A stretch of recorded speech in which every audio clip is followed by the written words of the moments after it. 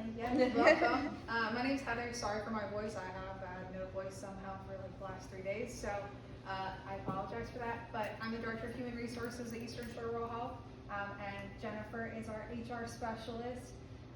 So I've been with Eastern Shore Rural Health for almost 5 years now. I started out as the Employee Relations and Benefits Specialist, and then last year and a half I moved into the Director position because our previous CHRO was promoted to the CEO position. So a lot of internal growth, and we see that across the board within the organization, which makes it really nice. We do have about 365 employees. We've been operating for about 48 years, and we started out as one doctor, a nurse, and 2 administrative folks. So we've really grown a lot over the last few years, especially so. These are all of our locations. So we have 13 locations up and down the shore. That's also on the map in front of you guys. We are pretty strategically placed throughout the Eastern Shore for access reasons. So that's why you'll see our Atlantic Center and then Only, and then we had what was Franktown. And now we have Eastville, which was Bayview and Franktown combined.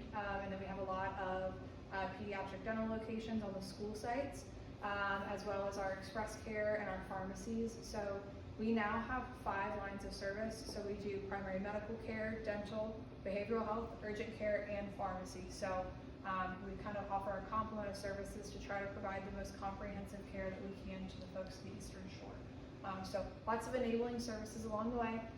Jennifer and I are based out of the corporate office in Anancock. That's where a lot of like our overall administration is housed. So our senior leadership team is there, and then our HR, our IT department, our finance, billing, and compliance. So we're getting pretty tight in there, but a lot of expansion, which means a lot of growth for us as well. So our mission is to create a healthy Eastern Shore through access to quality care for all. And our goal in saying that is an overall healthy Eastern Shore. So we have folks that, obviously we have our providers that treat you for anything that you come in for medically or dental, different things like that. But a lot of our services, even though we don't have specialties like a hospital and different things like that, we are kind of that quarterback position, I'll say. For getting folks the care that they need. So while we may not be able to see you, we create access for you. We have a referrals department that gets our referrals out to our specialists, whether they be here locally on the shore or across the bay or up in Maryland and different things like that, to be able to coordinate those services and what they need. Our outreach team is really integral, as well as our health education team, in getting folks the transportation that they may need, any food or housing insecurities as well. They work to kind of coordinate all of those things, which is really great for our patients. And then our vision, we want to be the provider of choice, employer of choice, and partner of choice.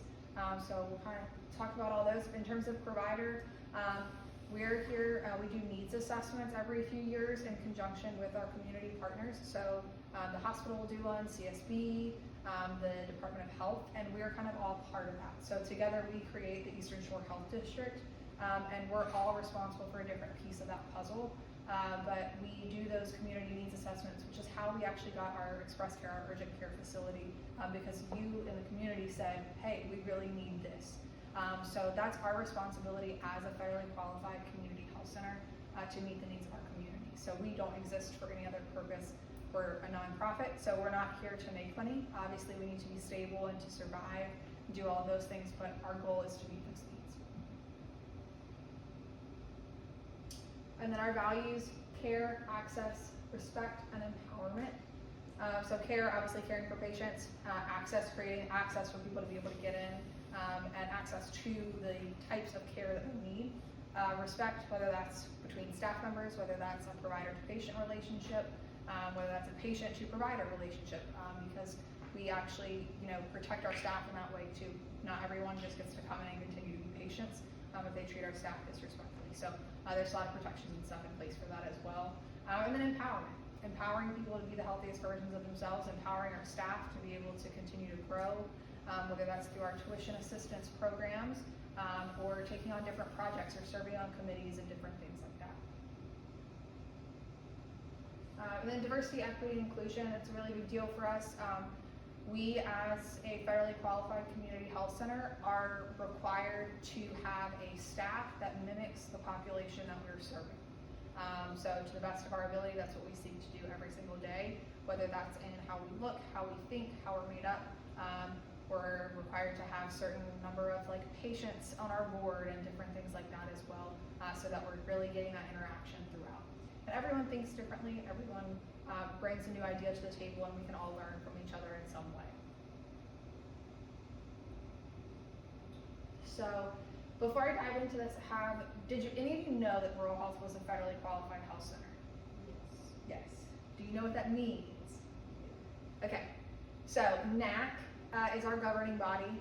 HRSA is the federal government branch, the Health Resources Services Administration, that directs what we do. NAC is the National Association of Community Health Centers. So as a community health center, we receive our federally qualified health center, we receive part of our funding from the federal government. We do not receive a lot of our funding from the federal government. It's very substantial, but we're a $42 million organization, and only $5.2 million come from the federal government every year. That $5.2 million is specifically designated to care for our uninsured and underinsured folks in the community. We go above that number every single year because someone cannot be denied by walking in our doors, which is honestly the most humbling reason to work for Eastern Shore Rural Health, because everyone's going to walk in the door and everyone's going to get the same care, regardless of whether you have private pay, regardless of whether you have Medicaid, Medicare, or you're not insured at all. So that's really great. We provide that same level of access to everyone. Across the country, primary care centers, community health centers are the largest provider. So we are the largest network. We care for about 32 million Americans across the country.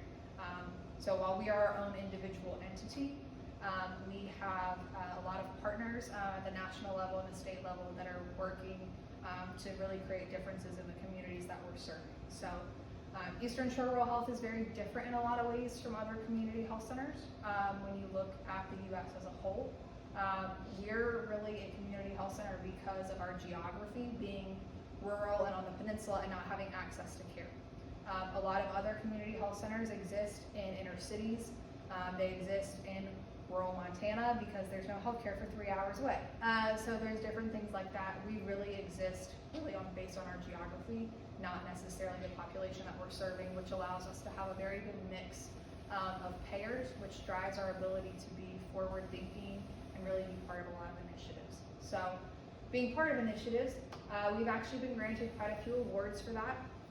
So HRSA looks at these. We do not get to apply for them. They look at our quality scores and our metrics and different things like that and actually award these to us. So for advancing health information technology and our quality, that's with our insurances and different things like that, and really being able to close care gaps for the patients that we're serving.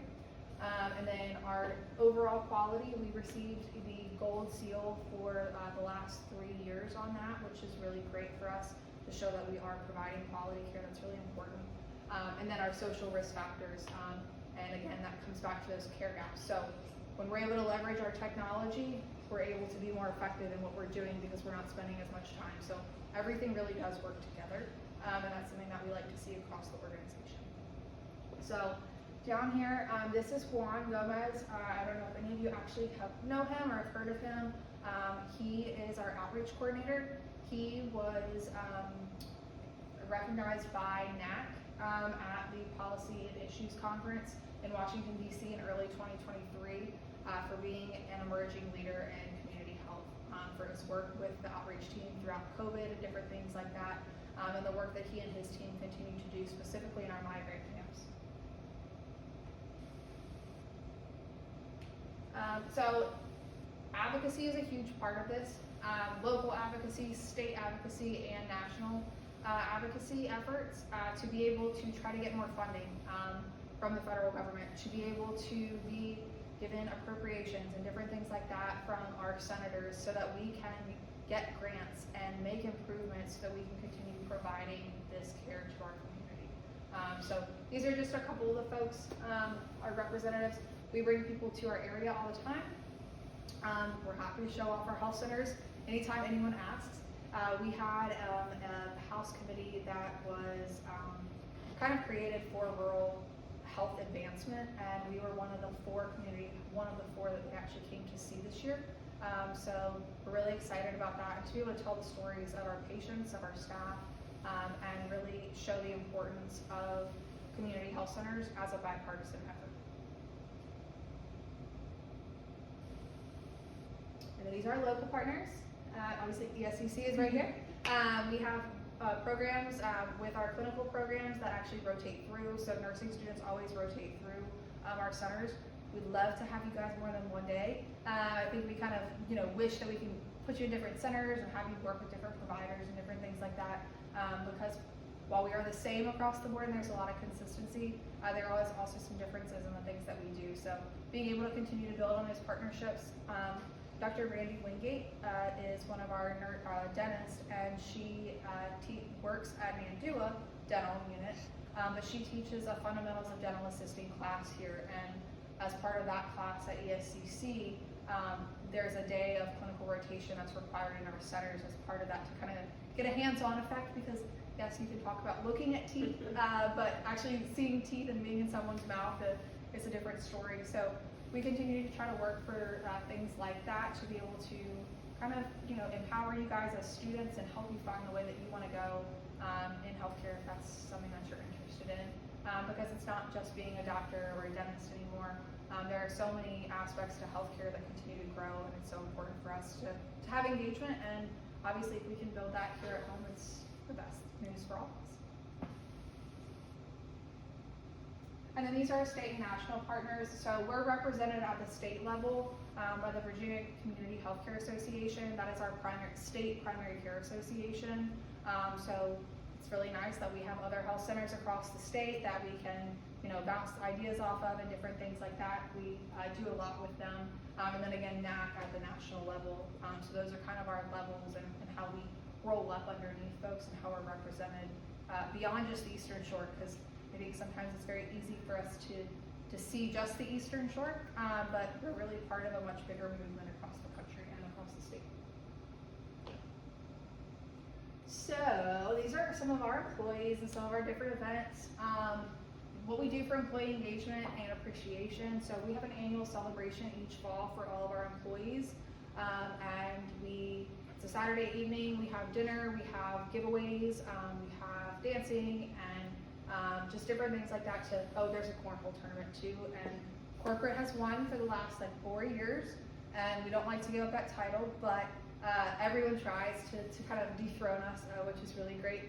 A lot of friendly competition there. We do spirit weeks for Christmas and also around Halloween and different things like that as well. So it's really a family-friendly environment.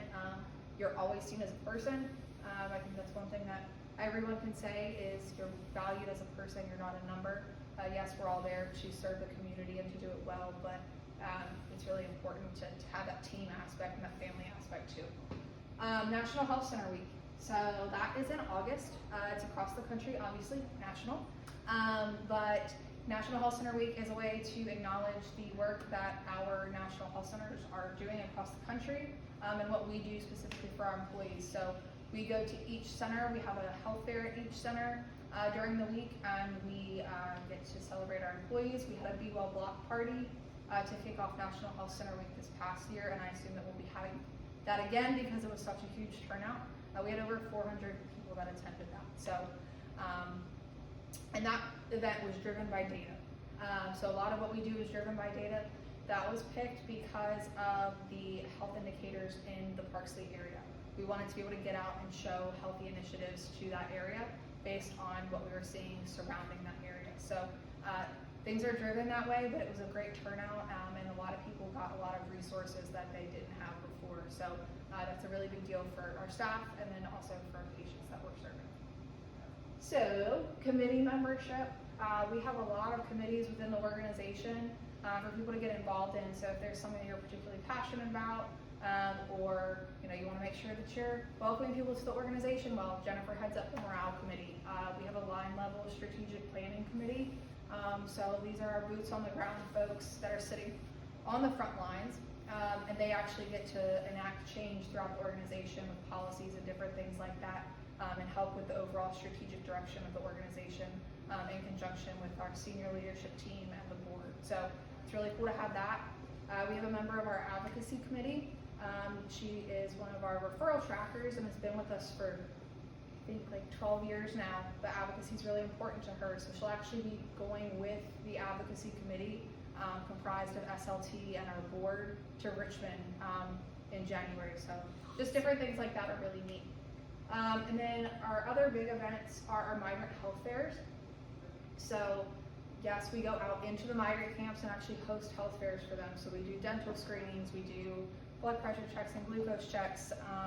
The health department is often there with us. We have a lot of other partners that come out, but everyone across the organization is encouraged to participate in them.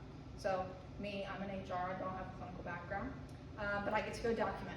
So that's a really fun way for me to engage with our employees that when I email them during the day may not be so excited to hear from me because they're already busy too, but I get to work with them and work side by side with them. So there's a lot of that. We get to really make a difference in these people's lives, and it's really cool to work together to do that. And then that kind of closes out our overall presentation, but I hope that you guys have questions about specific positions or just kind of what you're interested in and where you folks are trying to go.